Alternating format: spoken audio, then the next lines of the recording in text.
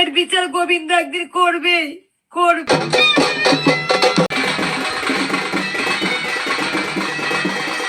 কোন কথা, ভণ্ডামোর কথা কখনো কি চাপা থাকে বন্ধুরা?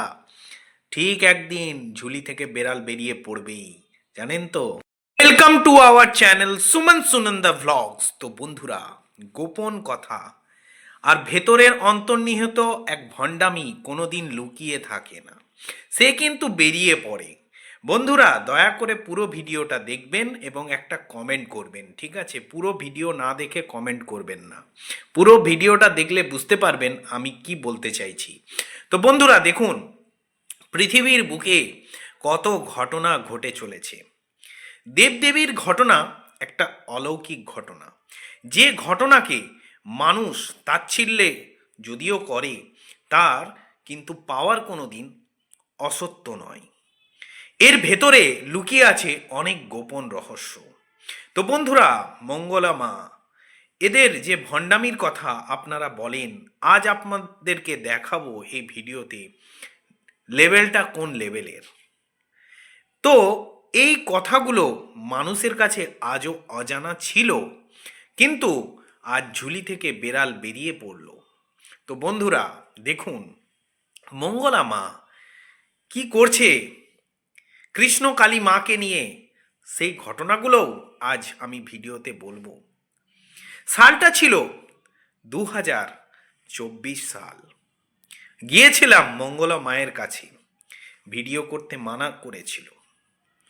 পরে বুঝেছিলাম কারণ, কিন্তু এর ভেতরে যে অনেক বড় গুপ্ত ব্যাপার আছে, কারবার আছে, সেইগুলো মানুষকে ধোঁকা দেওয়া যায় না, মানুষের কাছে বেরিয়ে পড়ল।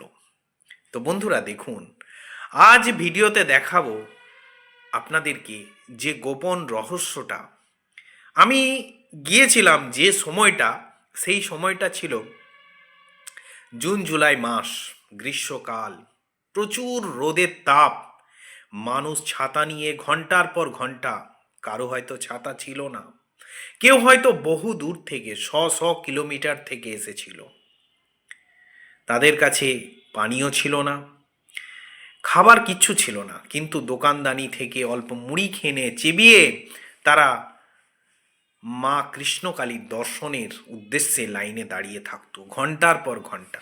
কেউ হয়তো দূর দূরান্ত থেকে আসতো, রাতে থাকবে কোথায়, হয়তো কোনো আশ্রয়স্থল খুঁজত। সময়টা ছিল খুবই কঠিন। তো কেউ কিন্তু কোনো মানুষকে দেখে আসতো না, ভক্তির টানে ভগবানের কাছে আসতো। তো বন্ধুরা, এই যে একটা ব্যাপার, এই ব্যাপারটা কিন্তু খুব জটিল এবং কঠিন। ভক্তের প্রতি ভগবানের টান, আর ভগবানের প্রতি ভক্তের টান।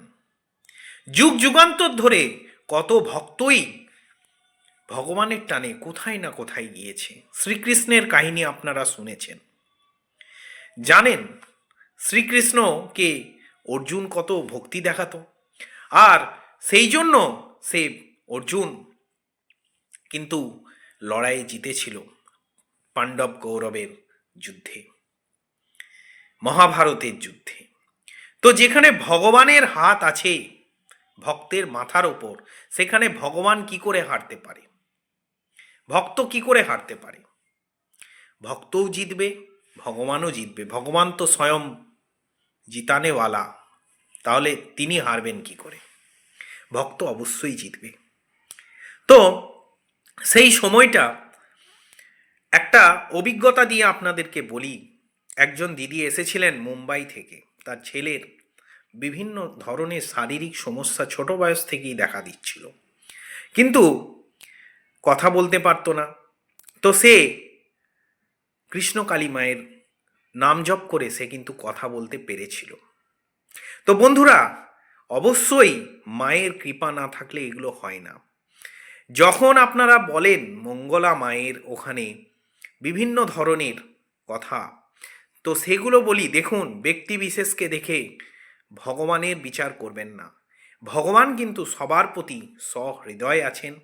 এবার আপনার ফলটা কোন টাইমে আপনি পাবেন সেটা কিন্তু অপেক্ষা করতে হয় অনেক সময়। তো বন্ধুরা, এই যে ভিডিওটা শুরুতে আমি দিয়েছি, এখানেও কিন্তু এক মাতাজি তার ছেলের ছাদ থেকে পড়ে যাওয়ার জন্য সে কিন্তু বাদ্য নিয়ে এই বন্ধ কৃষ্ণকালীর মন্দিরেও এসেছে, যেহেতু তার ছেলে ঠিক হয়ে গেছে, সুস্থ হয়ে গেছে। কি জন্য? ভগবানের কৃপায়, কৃষ্ণকালী মায়ের সঠিক নাম জপে। তো কোনো ব্যক্তিবিশেষকে দেখে আপনারা মন্দিরে আসবেন না, ভগবানকে দর্শন করার জন্য, ভগবানকে অন্তর থেকে ডাকার জন্য আসতেই পারেন। তো বন্ধুরা, দেখুন, একটা কথা আবার বলি আপনাদেরকে, সেই সময়টা পরে একটা সময় এসেছিল, ছিল কালী পুজোর আগের সময়। মাতাজি চলে গেলেন হ্যাচারি রোডে। কত ভক্তই এদিক ওদিক ঘুরে বেরিয়েছে যে মাতাজির দর্শন কোথায় গেলে পাবো, ঠিকানাটা কোথায়। তো আমরা দিয়েছিলাম সেই ঠিকানা, সঠিক ঠিকানা, যে মাতাজির মন্দির কোথায় আছে। লক্ষ লক্ষ ভক্তও আসতো, হাজারে হাজারে ভক্তও আসতো। কিন্তু বিষয়টা হচ্ছে, আপনারা প্রাপ্তি কি করে পাবেন? গোপন সূত্রগুলো আজকে বলবো, গোপন কথাগুলো, যেগুলো ভিডিওর আড়ালে, কৃষ্ণকালী মায়ের মন্দিরের আড়ালে যে কথাগুলো লুকিয়ে আছে, সেই কথাগুলো তো আমাকে এই ভিডিওতে বলতেই হবে। আমি যদি না বলি, সেটা কিন্তু আমার একটা বিরাট অপরাধ হয়ে যাবে। মন্দির, মঙ্গলা মা, কৃষ্ণকালী মা, এটা বড় কথা নয়। সব থেকে বড় কথা হচ্ছে যে ভক্তির একটা পাওয়ার আছে।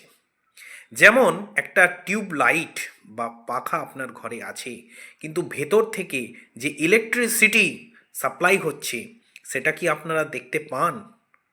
আপনারা উত্তরে লিখবেন, কমেন্টে লিখবেন দেখতে পান কি না।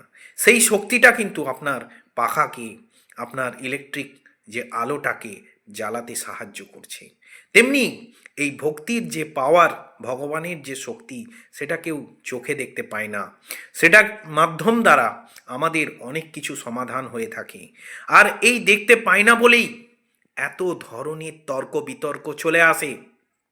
মঙ্গলা মা এই বুজরুকি করছে, এই করছে, ওই করছে। আরে বাবা, তোমাদেরকে আমি একটা কথা বলি, কে কি করছে দেখো না।